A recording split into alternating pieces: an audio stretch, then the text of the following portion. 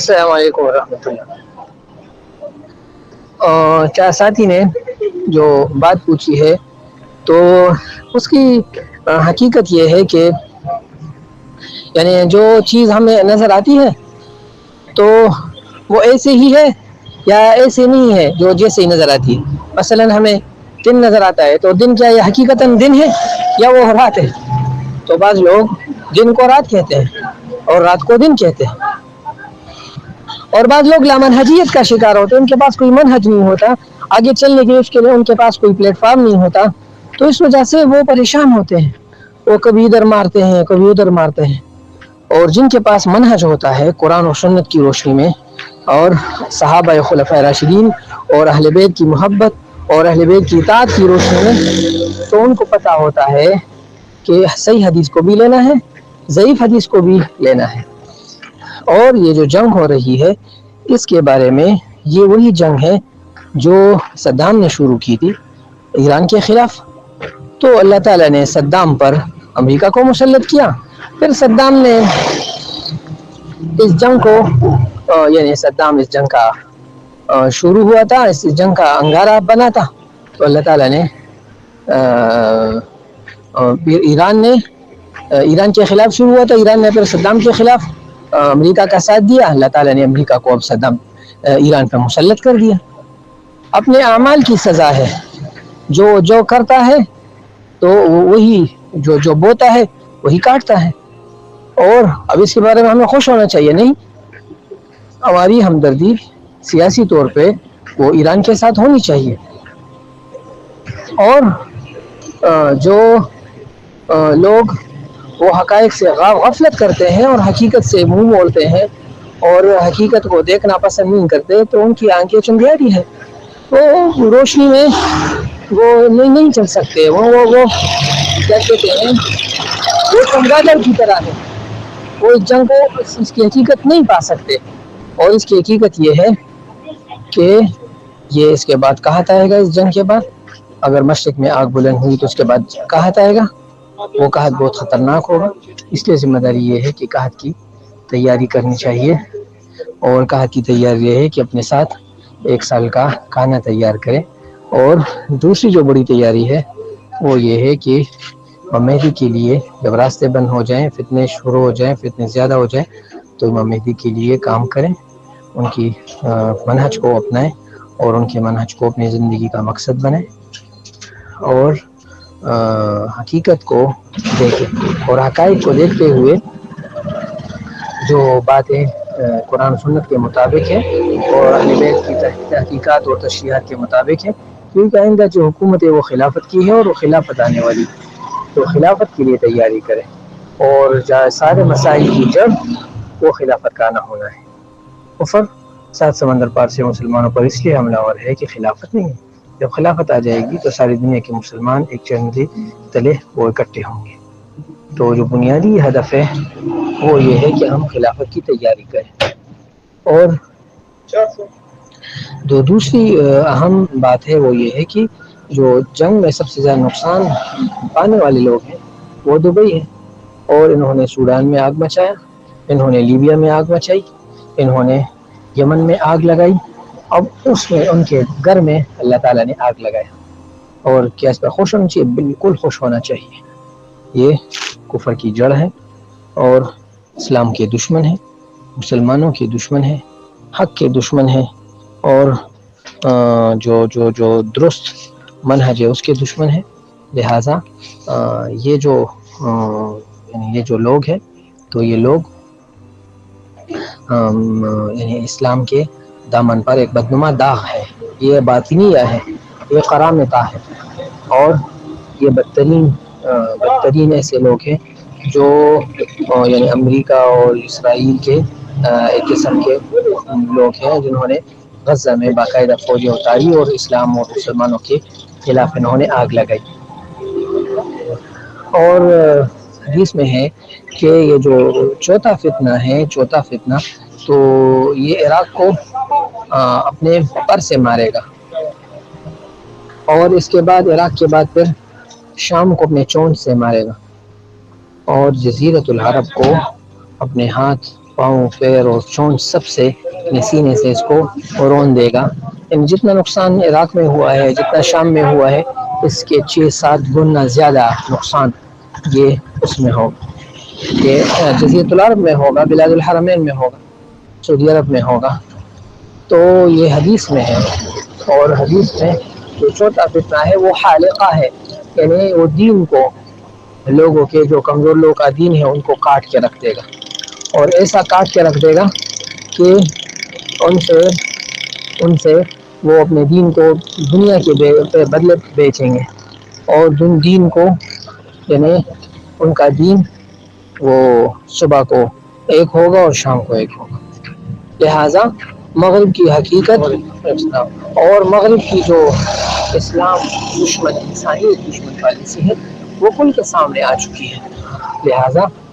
مغرب کے کا جو ایجنڈا ہے اس سے پوری دنیا اور پورا عالم واقف ہوا ہے. اور اسلام کے بنیادی اصول بھی توحید ہے, رسالت ہے اور بعث بعد الموت ہے, مرنے کے بعد جی اٹھنا ہے. اور ان کے مقابلے میں مغرب کا جو نظریہ ہے وہ آزادی ہے, مساوات ہے اور ترقی ہے. تو اور مغرب کا جو قانون ہے وہ ہے یعنی اپنی ترقی, اپنے جسم کی ترقی, اپنے معاشرے کی ترقی, چاہے دوسرے انسانیت کو ختم کرے, جیسا کہ مغرب کے 5 بڑی طاقتوں نے انسانیت کو رون کے رکھ دیا, چاہے وہ امریکہ ہے, چاہے روس ہے, چاہے چائنا ہے, چاہے فرانس ہے, چاہے برطانیہ ہے. اور اس کے مقابلے میں اسلام نے اور مسلمانوں نے اس انسانیت کو امن کا درس دیا, آزادی کا درس دیا, اللہ کی غلامی کا درس دیا, رسول کی غلامی کا درس دیا,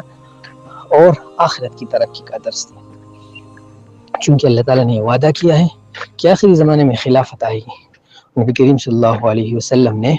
اپنے احادیث میں 5 ادوار بیان کیے ہیں. نبوت کا زمانہ جو گزر چکا, اور خلافت کا زمانہ جو حضرت علی رضی اللہ عنہ پر ختم ہو چکا. اس کے بعد ملک عاز یعنی کاٹ کھانے والی حکومتیں جو موروثی حکومتیں ہیں, جن میں باپ کے بعد بیٹا اور بیٹے کے بعد نواسا, اس طرح خاندانی حکومتیں ہیں, تو وہ بھی ختم ہو چکی. بنو امیہ, بنو عباس, سلطنت عثمانیہ. اور آخر میں اب ملک جبری ہے, یعنی بظاہر تو عوام کی حکومت لیکن حقیقت میں شیطانی نظام کی حکمرانی. اور اس کا خاتمہ امام مہدی کریں گے. اس سے پہلے جتنے بھی لوگ ہیں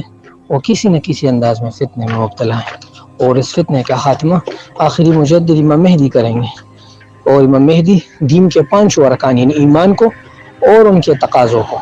ان کے عقائد کو, اسلام کو اور شریعت کو, احسان کو یعنی باطنی مدارج کو اور ظاہری و باطنی گناہوں سے روکنے کو, اور قیامت اور علامات قیامت کے صحیح منہج کو,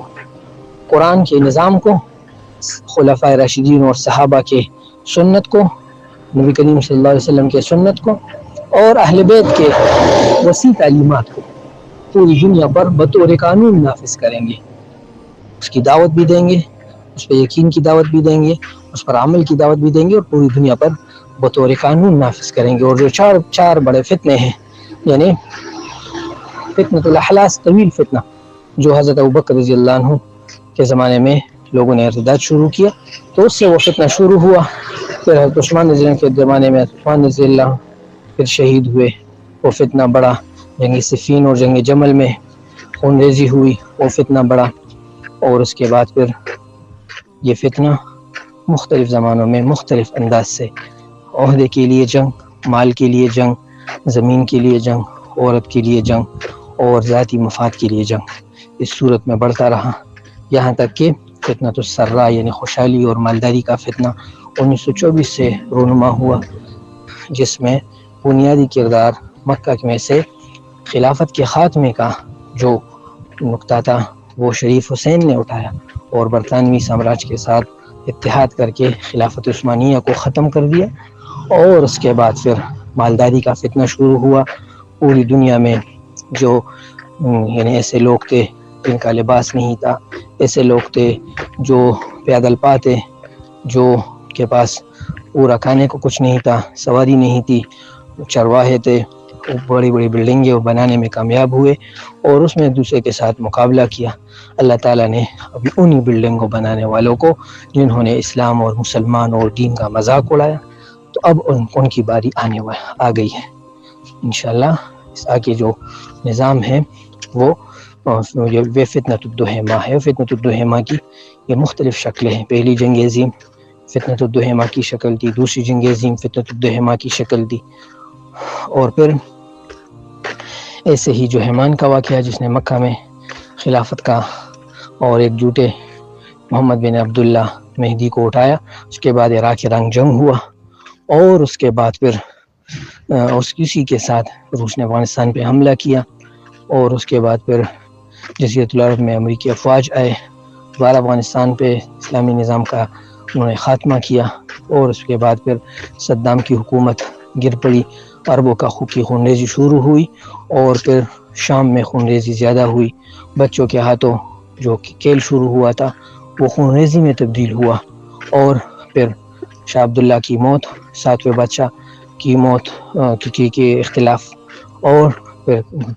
پوری دنیا کی تجارتیں کرونا میں بند ہوئی، اور فضائی اور سمندری راستے بند ہوئے، اور غزہ کی وسیع خون ریزی، 70,000 لوگوں کی شہادت۔ اس کے بعد پھر یہ جو مشرق سے سیاہ یعنی دھواں ہے، اور اس کے جو سرخ آندھی ہے، اور جو امریکہ اور اسرائیل کا حملہ ہے، یہ اس کے اختتامی مناظر لگ رہے ہیں۔ اور اس کے سے پہلے بھی لوگوں نے بنی تمیم کے جو جنگ ہے اس کا تذکرہ کیا ہے مختلف روایات کی روشنی میں۔ تو یہ حالات اب امام مہدی کے جانے کے ہیں اور اس کی طرف جانے کے۔ امام مہدی کا آنا ہمارے جانے پر موقوف ہے۔ امام مہدی کا آنا وہ اسی طرح آئیں گے جس طرح سیدنا ابوبکر آئے تھے، یعنی صحابہ کرام اس کو منتخب کیا تو آئے، اسی طرح امام مہدی اللہ لائیں گے، لیکن اللہ نے تیاری کی، یہ تکوینی تیاری کر دی، اب آگے عمل وہ ہمارے ہاتھ میں ہے۔ جس طرح کہ اللہ نے وعدہ کیا تھا شام کو فتح کریں گے، صحابہ کرام نے فتح کیا، عراق کو فتح کریں گے صحابہ کرام نے کیا، خراسان کو فتح کریں گے صحابہ کرام نے کیا،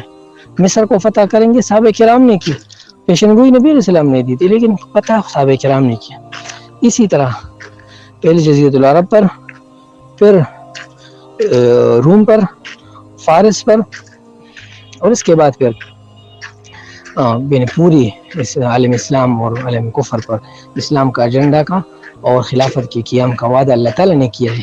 لیکن یہ امام مہدی کے 313 جان بازوں سے، اور اس کے بعد بنو کلب کے خلاف 70,000